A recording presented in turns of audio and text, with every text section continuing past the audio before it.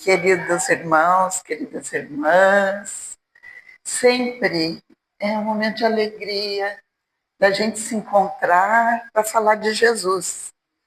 A gente sempre faz aquela menção, a lembrança, quando o Chico disse, né, que estava todo mundo reunido e todo mundo veio para te ver, Chico. Eles não, todo mundo estava com saudade de Jesus. Na realidade, todos nós temos saudade de Jesus, ânsia de seguir, de ser realmente cristão. Então, baseado nisso, o nosso encontro de hoje tem o título Conhecendo Jesus. Não com uma pretensão de sair daqui conhecendo, mas de tentarmos entender um pouco mais Jesus. E como sempre nós gostamos de relatar da onde foi que nós nos baseamos para trazer esse tema e nós procurarmos desenvolvê-lo. Então, hoje, ele está baseado no livro O Evangelho dos Humildes, de Eliseu Rigonati. São textos de São Mateus, mas à luz da doutrina espírita. Todos esses livros, eles vêm para nós entender o espírito da letra. Não é simplesmente nós pegar o Novo Testamento e ler aqui, mas sim tentar entender o que isso quis trazer. E é isso que os espíritos nos trouxeram. O segundo livro, que é onde que eu tirei o título da palestra, o livro se chama O Compromisso do Espírita diante do Evangelho. Ele foi escrito por Alzira Bessa e Luciano Varanda. E o terceiro que nós nos baseamos é o Evangelho de Jesus em Espírito e Verdade, por J. Herculano Pires. Esses é a base, e depois nós vamos contar uma historinha para vocês que está nesse livro, Dias Venturosos, pelo espírito de Amélia Rodrigues, psicografia de Divaldo. Umas coletâneas que tem de livros que nós chamamos pérolas, que formam o colar. Né? As pérolas juntando formam o colar. Então, para nós conhecermos Jesus, nós fomos buscar lá na segunda carta ou epístola de Paulo aos Coríntios, um texto que fala assim: o amor do Cristo nos constrange. E quando nós lemos isso, dá a impressão de vergonha, constrangimento, e não. O amor dele é tão imenso por nós que a gente consegue ver a nossa pequenez. Então, diante dessa pequenez, dessa necessidade que nós temos de entender esse amor, nós vamos buscar nessas literaturas espíritas um pouco mais de compreensão. Quem era aquele homem? Como que ele educou? Como que ele ensinou? Então, nós vamos encontrar nesse livro intitulado O Compromisso do Espírita uma frase que marca para a gente começar a nossa reflexão. Ela fala que o amor é uma sinfonia do trabalho. E quem mais deu para nós exemplo foi Jesus. O trabalho é uma fonte de riqueza para a nossa existência como espíritos imortais. E quando a gente fala trabalho, dá a impressão de que é algo pesado, cansativo, que depois que a gente se aposenta não precisa mais trabalhar. Não. Esse trabalho que nós vamos hoje refletir é o trabalho da nossa existência como espíritos imortais, rumo à evolução a espíritos perfeitos que nós vamos ser um dia. Hoje nós somos espíritos imperfeitos, nós ainda vacilamos, erramos, temos pouca fé. Mas Jesus, ele tinha um magnetismo, ele convencia. E o interessante dele, que ele educava sem punir. Ele corrigia sem cobrar. E nós podemos lembrar, por exemplo, que fica mais fácil de entender isso, que quando foi chamado adúltera e apresentado para ser apedrejado, eles queriam a opinião dele. O que ele fez? Aquele que tiver sem pecado, que atire a primeira pedra. O que eles nos dizem no relato, os evangelistas? Que um a um foram saindo, iniciando por os mais velhos. Nós sabemos que na literatura espírita diz que ele ficou com o dedo escrevendo na areia. E que ele olhava, aí vem o magnetismo. Ele olhava, e quando ele olhava que ele escrevia, a pessoa sabia do seu erro, do seu defeito, e sentia que era para ele aquele chamamento, e se afastava. Ele não punia, ele não cobrava, mas a consciência chamava para a correção. E ele dizia algo que para encontrar, vai estar lá em Mateus, encontrar o reino de Deus, nós precisamos ter alegria de viver.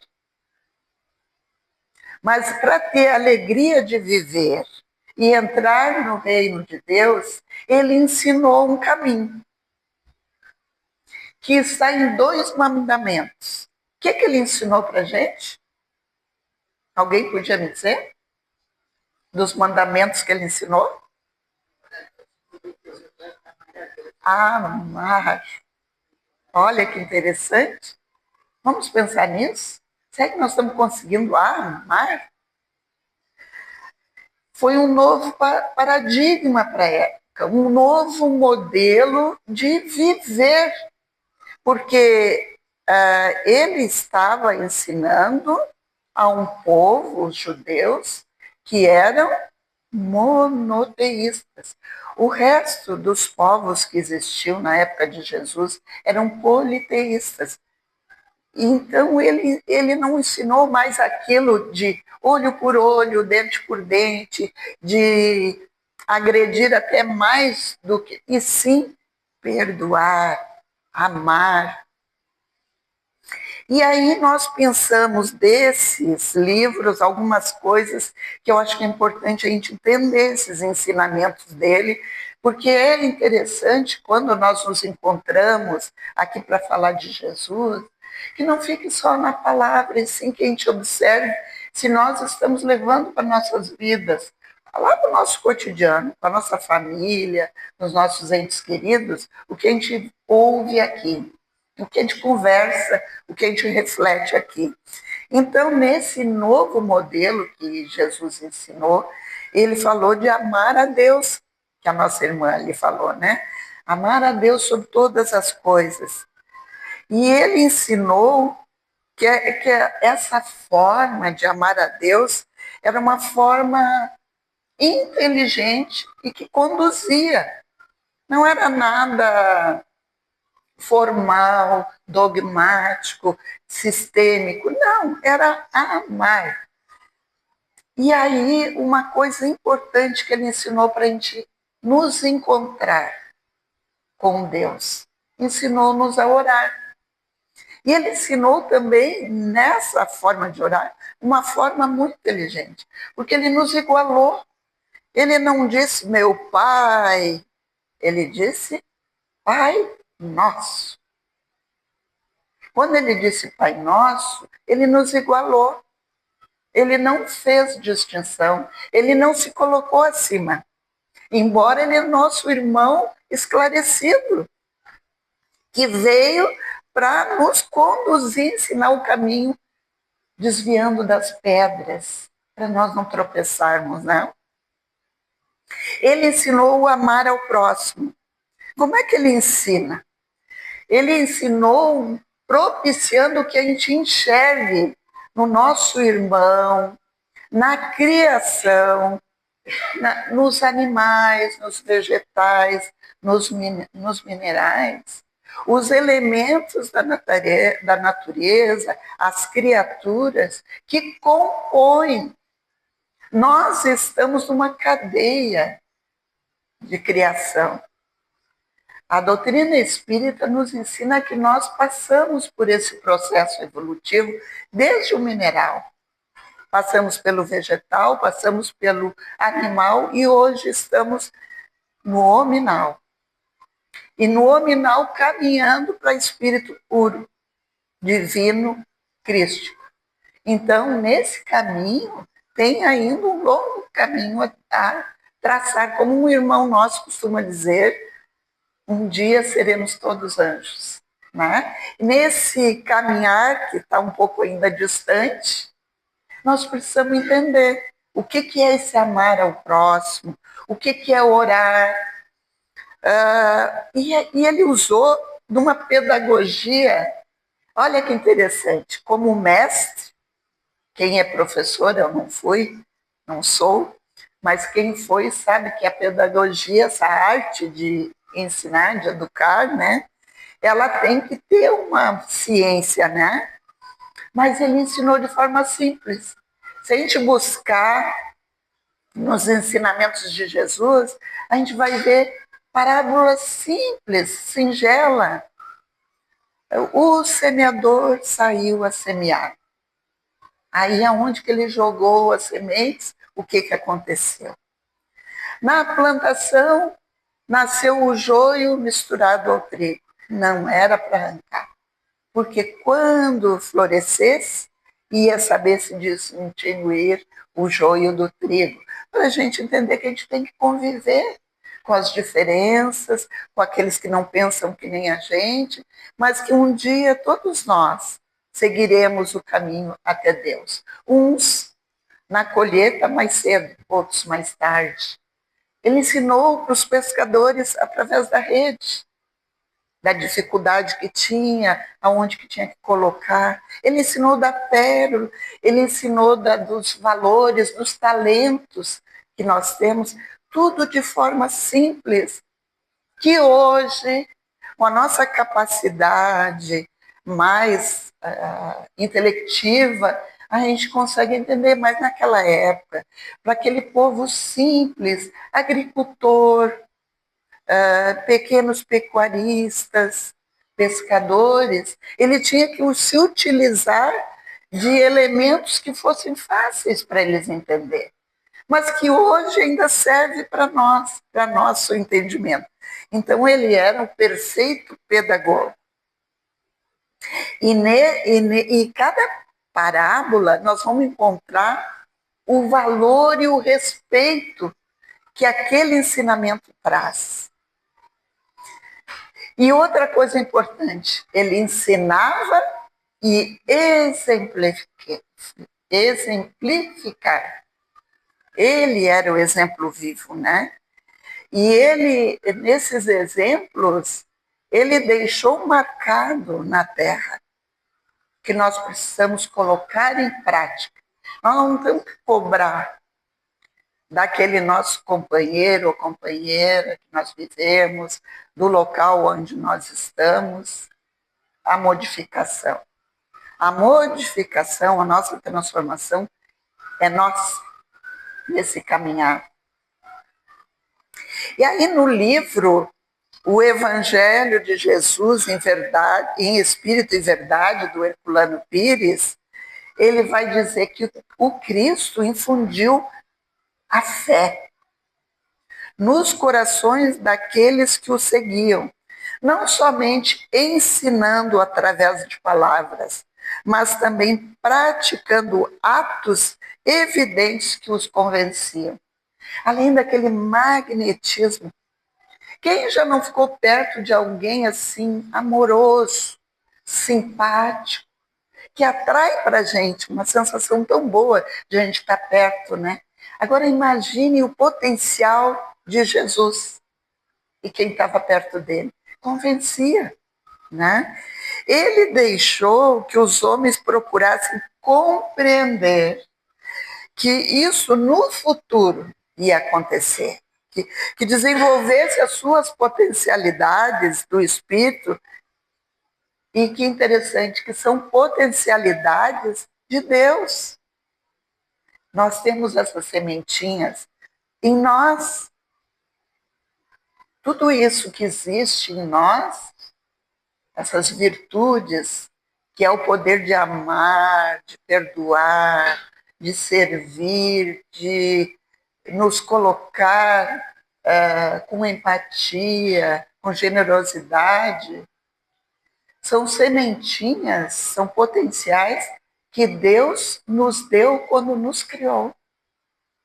E essas potencialidades são desenvolvidas individualmente, mas que quando a gente estuda o Evangelho de Jesus, a gente é como se desse um clique e tem coisas que a nossa maturidade espiritual propicia o entendimento. Então, cada um vai ter o seu momento de despertamento com relação a cada potencial. Por exemplo, um irmão vai ter tanta facilidade de despertar a bondade, outros não, porque são mais egoístas. Mas com o tempo aquele egoísmo vai abrandando e ele vai ser mais bom, mais generoso, mais fraterno. E assim por diante, qualquer potencial existe em nós que precisa ser despertado. Nós estamos no planeta num momento embalado pelos primórdios do novo alvorecer. O alvorecer de uma nova humanidade. Nós temos, através da psicografia do Divaldo e de Manuel Filomeno de Miranda, livros que vêm trazendo já desde final do século XX, né? A transição planetária, o amanhecer de uma nova era, as perturbações espirituais, mostrando o que nós estamos vivendo. E para a gente trazer assim mais para o nosso entendimento, o que quer dizer esse alvorecer de uma nova era, é quando, por exemplo, nós estamos perto da meia-noite, é noite escura. Vira meia-noite no relógio que nós vivemos, passa a ser outro dia. Depois das 24 horas, inicia um novo dia. Qual a diferença da meia-noite e 1, meia-noite e 5 para 11, 11 horas e 55? Quase não. Só é um novo dia. Então, nós estamos num período de transição, onde nós olhamos e eu não estou vendo grande diferença nesse planeta. Parece que ainda está acontecendo tantos erros, tantas falhas, mas não. Nós já estamos no alvorecer de uma nova era. E é o amor. Agora nós vamos começar a falar o que a doutrina espírita nos ajuda nesses entendimentos, sempre buscando o que Jesus viveu. Né? O amor é o bálsamo, é o caminho a ser conhecido por todos que desejam segui-lo. Se nós queremos seguir Jesus, nós temos que começar a desenvolver a afetuosidade, a amorosidade, a alegria de viver, o entendimento por que eu estou convivendo com a família que eu estou, o que eu tenho que ajudar nessa família no crescimento espiritual. E Jesus disse uma coisa para ser gravado para todos nós. Ele disse assim: tudo aquilo o que faço, vós podeis fazer. E até mais do que eu faço. Olha como isso pesa. Será que nós fazemos? Acredito que ainda não, né? Temos grande dificuldade. Mas o que a doutrina espírita nos auxilia nessa compreensão e nessa vivência desses postulados de Jesus no nosso cotidiano? Essa é a grande mensagem e a grande chamada que a doutrina espírita vem. Para aqueles que estão chegando pela primeira vez ou que estão vindo assim conhecer a doutrina espírita, a doutrina espírita é o consolador prometido. E a doutrina veio para nos mostrar e abrir os nossos olhos, o nosso entendimento para tudo aquilo que Jesus ensinou. E dentro do que Jesus falou, a gente podia enumerar muitas coisas.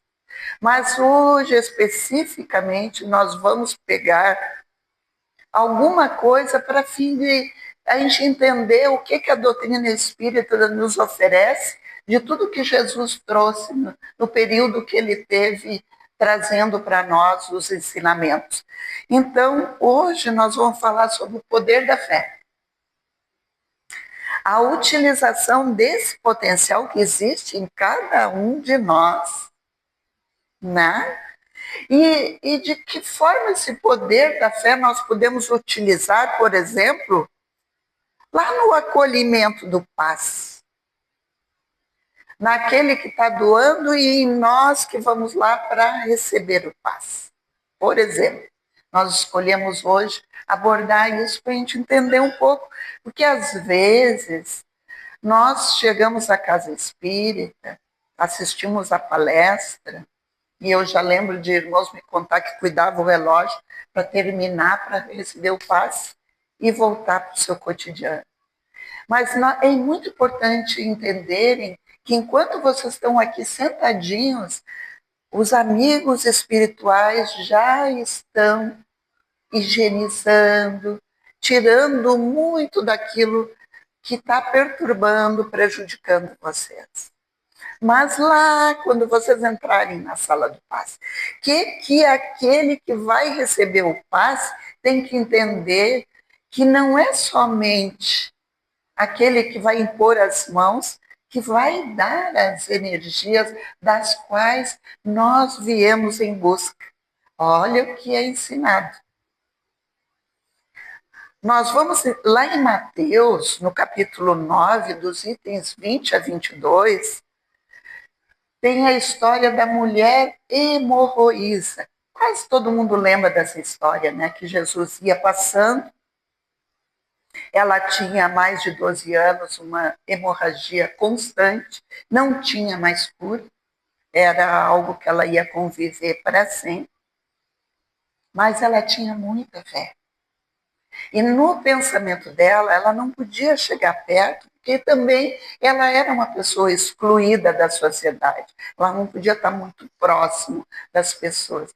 Mas ela tinha tanta fé que ela pensava que se ela tocasse, nem que fosse lá na barra da roupa de Jesus, ela ia ser curada. Olha a força da fé dela. E naquela multidão, ela consegue por baixo chegar, estender a sua mão e agarrar. Quando ela agarra, ela faz a conexão. E é isso que eu quero que vocês pensem agora. Ela fez a conexão. E Jesus, com seu magnetismo infinito, seu amor imensurável, captou. Alguém me tocou. Ah, mestre, aqui está essa multidão, como? Está todo mundo se empurrando? Não, ele percebeu. E ela, envergonhada, ela diz, fui eu. E o que ele diz? A tua fé te curou. Isso é muito importante entender. A fé. E ele costumava dizer, a tua fé te curou. Mas ele complementava, vai e não peques mais. Isso ele dizia para todos que ele curava. E nós? Será que quando a gente entra na sala do passe, nós nos damos conta que a gente tem que fazer esse caminho de encontro com Jesus, que numa sala de passe nós podemos dizer que esse encontro se propicia através da equipe espiritual que coordena os trabalhos do passe desta casa. E nessa equipe espiritual fazem parte a equipe do plano físico, os nossos irmãos aplicadores de passe. Mas eles são só uma parte do trabalho. Outra parte é do plano espiritual, que traz da natureza, traz do plano espiritual e, em conjunto com esse médium, aplicador de paz, transmite. Mas nós temos que ser receptivos. Por isso que aquela que dirige o momento ali do início do passe pede para fazerem uma oração. Porque é o momento que nós temos que fazer o nosso caminho, nós temos que fazer o que a mulher hemorroísa fez, ir em busca daquilo que nós viemos, e não sermos passivos esperando o resultado que seria pelas mãos do aplicador do passe. E não existe, e que às vezes as pessoas pensam, um aplicador de passe mais forte, que aplica um passe, que esse eu saio do centro espírita mais fortalecido. Não. Cada um vai receber de acordo com o seu merecimento, a sua necessidade e a sua ligação, a sua conexão. E lá no Evangelho, aí mais um livrinho que nós utilizamos, o Evangelho dos Humildes, de Eliseu Rigonati, ele conclui algo bem interessante que diz que todos nós irradiamos fluidos. Olha que interessante. E de contínuo recebemos. Nós enviamos e recebemos constantemente. É como se nós estivéssemos numa rede energética que flui e nós captamos. Lembra quando, hoje em dia não se usa muito, mas antigamente aquelas rádios que a gente ficava procurando a estação, e aí, essa música aqui eu gosto, vou escutar essa rádio eu gosto, né? Conexão. A gente se liga àquilo que é afim a nós, né? Então, Eliseu Rigonati vai dizer que pela vontade, olha o valor agora de quando nós entrarmos lá naquela salinha, nós lembrarmos da nossa vontade na hora da prece. Nós podemos fazer com que determinada pessoa receba nossos fluidos. E também, pela nossa vontade, podemos atrair para nós os fluidos que uma pessoa irradia. A mulher que tinha o fluxo de sangue possuída de intenso desejo de se curar, desenvolveu a força de vontade tamanha que, apesar das pessoas que rodeavam Jesus, ela conseguiu estabelecer entre ela e o mestre a corrente fluídica, magnética, que a curou. E será que a gente não consegue? Nós conseguimos. Podemos agora entender melhor o que é o passe espírita. Então, nós vamos agora pontuar algumas coisinhas interessantes que é bom nós sabermos. Não é simplesmente uma transmissão de energia magnética advinda do fluido vital. O fluido vital é o que nos... É como se nós estivéssemos banhados. Nós estamos, assim, num oceano energético, né? Nós estamos banhados desse fluido vital e que o aplicador de passe, ele, ao impor as mãos, ele faz essa conexão para nos enviar. Então, o que é isso? Não é simplesmente uma transmissão, e sim uma transfusão. Vamos lembrar o que é uma transfusão de sangue? Agora é uma transfusão de energias mistas. Olha que interessante entender. Mistas. O aplicador de passe está doando, mas está vindo da espiritualidade. E nós captamos pela nossa conexão. Se nós, na hora do passe, começar a pensar, eu não posso me esquecer que eu tenho que sair daqui, passar no supermercado, eu tenho que pagar uma conta, bate e não penetra, porque nós não fizemos a conexão, tá? Então, a gente precisa entender isso. E nós vamos encerrar contando uma historinha para vocês, que está nesse livro Dias Venturosos. Amélia Rodrigues, em espírito, ela foi uma poetisa. Então, eu vou, em certos trechos, fazer leitura para não fugir da beleza do texto. Em outras, eu vou relatando, assim, para antecipar. O nome, o título dessa historinha que ela relata, está no capítulo 19 desse livro, se chama Arrependimento e Paz. Ela é num período, a historinha que relata, quando os apóstolos já estavam trabalhando, Jesus já tinha partido, já estava instituída a Casa do Caminho, na estrada onde levava para Jerusalém. E essa história é de um rapaz, e aqui eu vou fazer um parêntese, para quem não leu o convite para ler, porque é um dos livros mais bonitos que existe na literatura espírita, que se chama Paulo e Estevão. E aí, essa história aqui relata que um dos lapidadores, Estevão, foi um dos primeiros, ou o primeiro, aliás, mártir do cristianismo. Ele foi apedrejado. Para quem lembra da história, Saulo, que se transformou em Paulo, foi o que provocou o algoz, né? Então, aqui ele vai relatar, a história começa dizendo que nessa época João, Pedro já faziam curas e eles estavam vindo da Samaria. Para quem sabe, a Samaria era um local daquelas 12 tribos de Israel. Samaria é as 10 tribos que se mesclaram, se misturaram.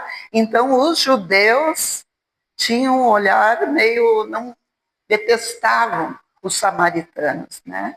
Então, eles estavam vindo da Samaria, onde já tinha vários que tinham se transformado em cristãos, eles tinham feito curas lá e estavam voltando para a Casa do Caminho, e aí chegou esse rapaz, coberto de lepra, todo tomado de lepra, totalmente arrependido. Por que ele estava arrependido? Porque quando ele foi o instigador do apedrejamento a Estevão, e quando Estevão está desencarnando, deixando o corpo, ele enxerga a luminosidade daquele espírito abandonando o corpo e chocou. E desde aquele momento ele viveu o arrependimento. E aí começou a aparecer a doença nele, as chagas, né? E então ele chega lá nessa Casa do Caminho e vai chamar o Pedro de homem santo de Deus. E Pedro vai interromper ele com veemência, porque não. Pedro já tinha se sentido culpado, porque tinha negado 3 vezes a Jesus. Jesus já tinha aparecido para ele e perguntado para ele: Pedro, tu me amas? Pedro, tu me amas? 3 vezes pedindo o amor e tal.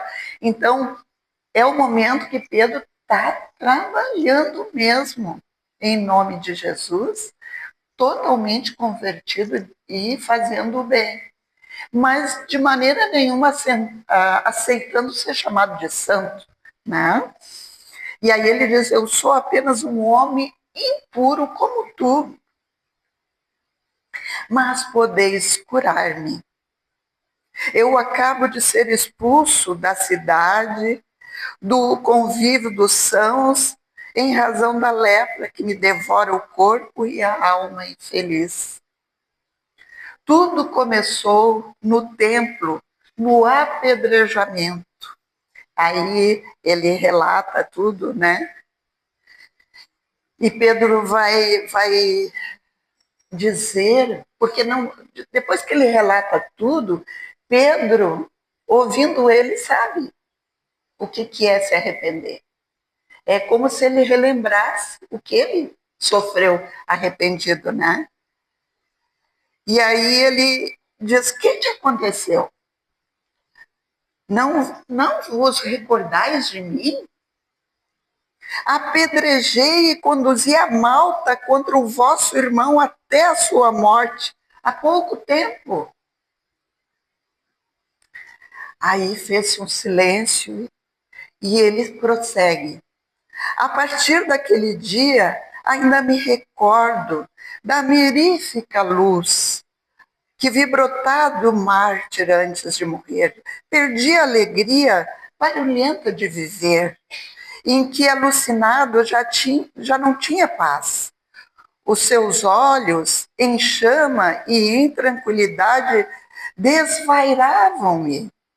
Tropecei no arrependimento mais cruel e fugi para a embriaguez dos sentidos a que já me acostumava.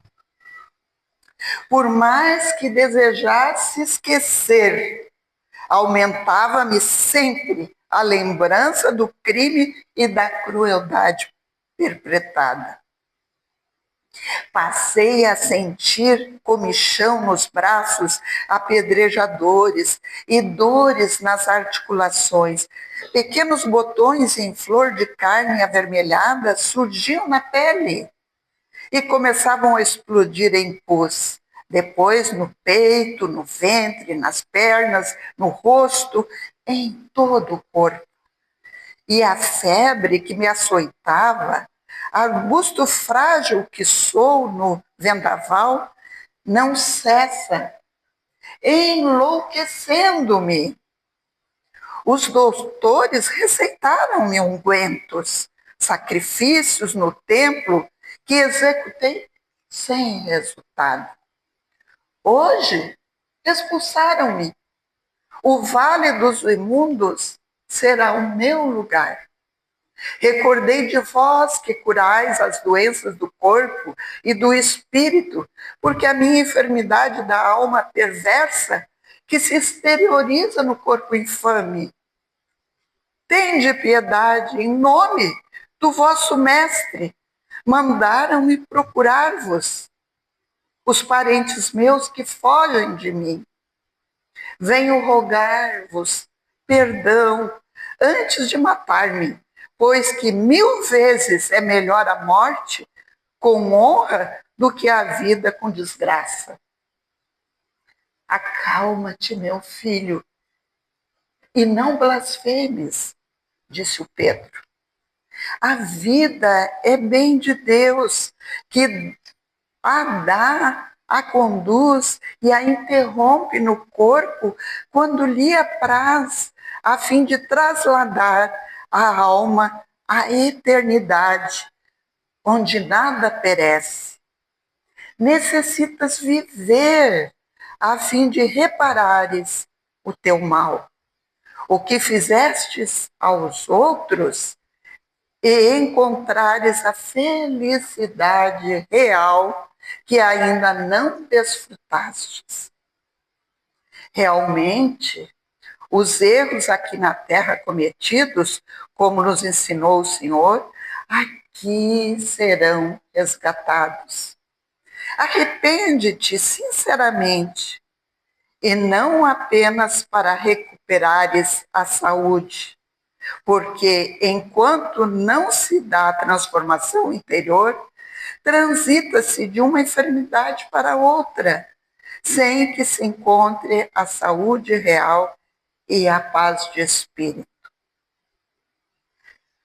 Profundamente ainda compadecido, o apóstolo de Jesus chega perto dele, faz uma oração bem sentida, impõe as mãos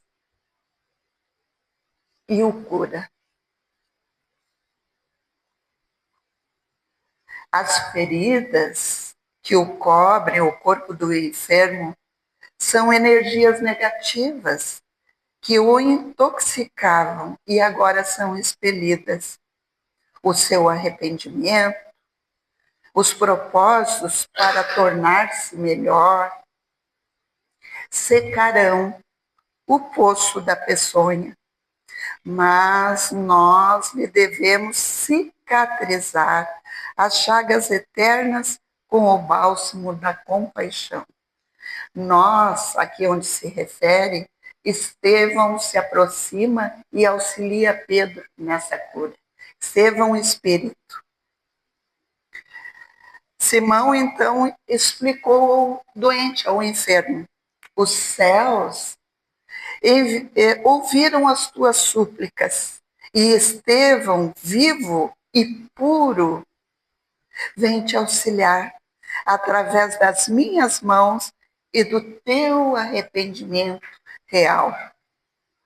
E colocando a destra sobre a cabeça, ele cura. Deixando-o dormir, o discípulo abnegado recordou-se de Jesus e balbuciou comovido: e não tornes a pecar, para que não te aconteça algo pior. Afastou-se em silêncio, com o coração explodindo de alegria e gratidão a Deus, reflexionando na sabedoria e na misericórdia das leis da vida. Queridos irmãos, que nós possamos entender que cada mensagem que Jesus trouxe, que esses espíritos abnegados que nos trazem lições tão amorosas toquem os nossos corações para essa nossa transformação que nós temos que fazer no nosso cotidiano. Muita paz a todos, muitas bênçãos, e vamos lembrar que o paz tem duas mãos, a que vem do alto e a nossa, de ir até o encontro dele. Muita paz.